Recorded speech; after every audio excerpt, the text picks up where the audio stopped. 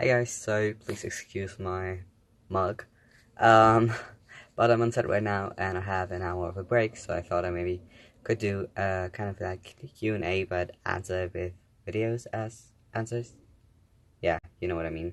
So yeah, just write a question down here and I'm gonna answer it. Yeah, that's it. Yeah, I know. Crazy idea. Never done before. See you there.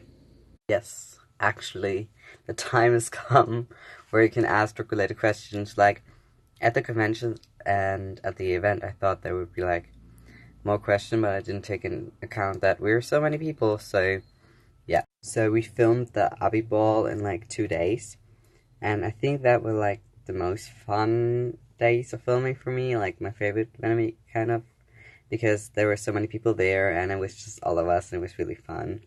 Did you like see what we put on that sandwich? I don't know in which world that could taste good. I was lucky I got a corner with a lot of mustard. Yes, we actually ate them. Um, but yeah, do not recommend. That's a hard one. I have like 3 scenes in season 3 that I'm really proud of. Which one I think I'm proud of because everyone kind of like made it amazing was probably the first time of Mateo and David because the way we filmed it and they filmed it, it doesn't focus on the binder and stuff like that. So it's just like a really beautiful scene. And I think that's so amazing. And it was the last day of filming for me and Michelangelo, so it was like the finale for us, kind of. And it was a really great day. Like, you would expect that it would be horrible. And it was definitely a hard one, but in the end, I'm really proud of that scene, so yeah. I don't want to lie, but I think it was um like a lot of me walking, just walking somewhere, but like my first scene where I talk was probably the one when I think where David and Matteo kind of talk at the lockers where Leonie comes up. I think that's the first one. I'm not sure. No, we don't run the accounts. We pre-produce the content on set, and we actually had for season 4, for the big hiatus, we had a whole day just filming social media content, and then someone else uploads it. First of all, thank you. And second of all, yes, it was so much fun. It was so cool. Like, I was really sorry that people had to wait so long. I wish that there would be a better organization for that, but in the end of the day, I found an amazing event. That's true. We actually filmed that in December, and we started filming season 3 in January. But I didn't count that scene because it was kind of added just to calm my nerves. So I was already once filming on set. But yeah, you're right. Well, no and yes, there are certain parts of clothing that I gave to David, majority the beanie. But yeah, some actors buy the clothes that their characters wear, and then they wear it privately. Probably Kiki. I think she had like this journey where I can really relate to like having this mechanism because you're not happy with yourself, and yeah, kind of working through that. I think that's really relatable to me. Like, what hasn't changed after drug? But probably my career. Like, I was still going to school when I auditioned for Dirk, and then I transitioned to just being a full-time actor. There was not really much like you had to improv, but especially our first director of the first 3 episodes of season 3, Tom Lass, who is amazing. He is really into improv, so there were a lot of moments where he just gave us the freedom to just do what felt right to us, like leave out lines or add lines. I mean, as you know, I improvised the bus scene because it had to be like fun and come out of the moment. I also improvised it's called a collage. Um, I also not improvised, but I wrote the "I'm a boy, I just have to try a little bit harder for it" line, and I also improvised in that scene this where I was saying, "And I really like you, and I don't want it to end because of this," or kind of like that, because Hans and what's the character's name again? Andy, I think they Florian kind of missed their mark and they came in too late into the room. So I just kept on talking and added that, and we left it in. So yeah, there were like a lot of moments that just happened. I mean, the twirl is also wasn't planned. It was something that Tom was like, "Oh, let's do that. That's fun." And then he cut it in the series, and I was like, "Oh my god, did he really just do that?" So yeah, there are tons more moments, but definitely was supported by Tom Lass and also Chris Miera, who did the last 3 episodes. So yeah. Yes, I would love that. Like, I was like theorizing with someone about like doing a drug game, and it would be so fun. And like David would always have this option that's like run away. Like in every conversation, you can just run away.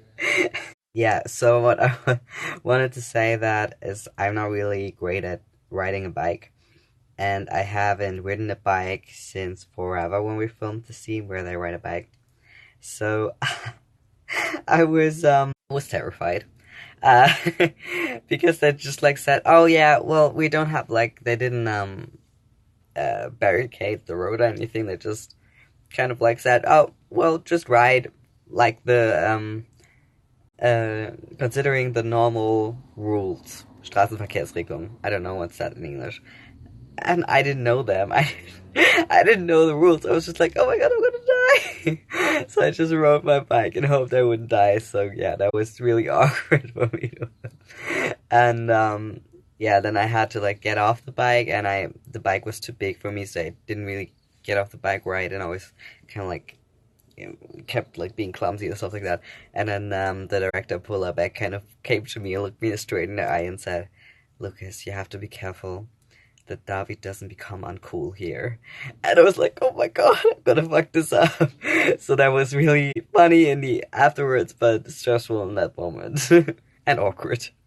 Yeah, I'm shooting right now. I think it's gonna be next year around this time. I'm gonna put the date here.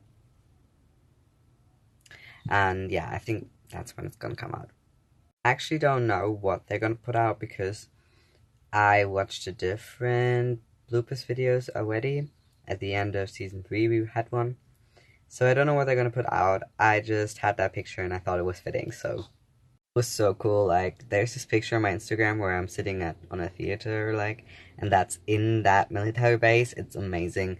But the audio was really bad, so when the director was trying to give us hints, like, I couldn't understand her. I mean, probably that people wouldn't like it. I mean, we changed the story pretty big, and I thought maybe people wouldn't appreciate it, and also people kind of found out before, and I thought everyone was spoiled and it wouldn't be what we intended in the first place. Like, some people already found out that I'm trans, whatever, but I thought they would like spread it and everyone would know, and it would not be the story that we wanted where you just get to know David before you know that he's transgender, you know? But I guess it still worked out, so I'm fine. Yes, first of all, yes. I would have loved to explore his relation to his family a little bit more, because I don't think it's what everyone expects. I actually have a backstory for him that I came up with the authors. I think he's a real complex kind of guy. And I loved that in season 4 he was just happy and that everyone was just fine, because season 3 was like spent wanting it finally to be nice and them to be happy. So I'm glad that we decided on that. I think that was a good idea.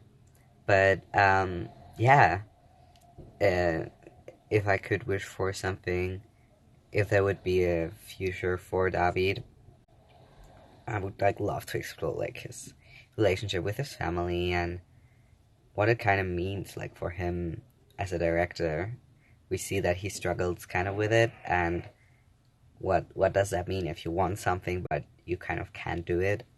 I think that's really interesting and something that I always thought about as a creative person myself. I was like, I want to be an actor, but how do I do it? Like, it's not that easy, and I think with directing it's the same way. So I really would love to explore that. But yeah, I think there are so many amazing like writers out there. So write on, write your fan fictions or whatever. Like, I think it's really interesting future for him to explore.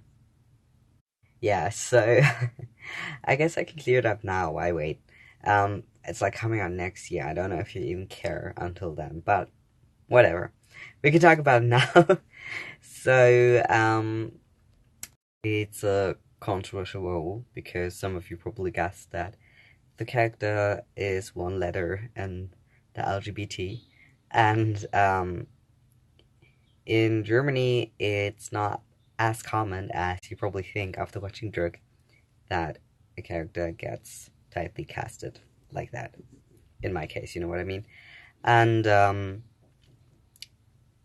there were actually attempts trying to find uh, a trans person to play this character who's MTF, and there was actually no one found in the amount of time they had given the casting team, and it was really frustrating for them. And then they had to like find different people and had to do it differently. And of course, there were different ways to go about it, but the company kind of decided to do it this way, like cast males for that role and females for that. So for me, when I got the casting email, I was like, oh, playing another trans character, I don't know. Like, I don't want to be the guy who always plays trans people. But then I saw, oh, it was like MTF. So what did that mean for me? And for me, it meant that if I don't play it, another guy plays it who doesn't know anything about the topic. So why shouldn't I do it and give the character the life and the knowledge that I have? And yeah, that's it. That's kind of it. And I really, really enjoy playing her. She's amazing.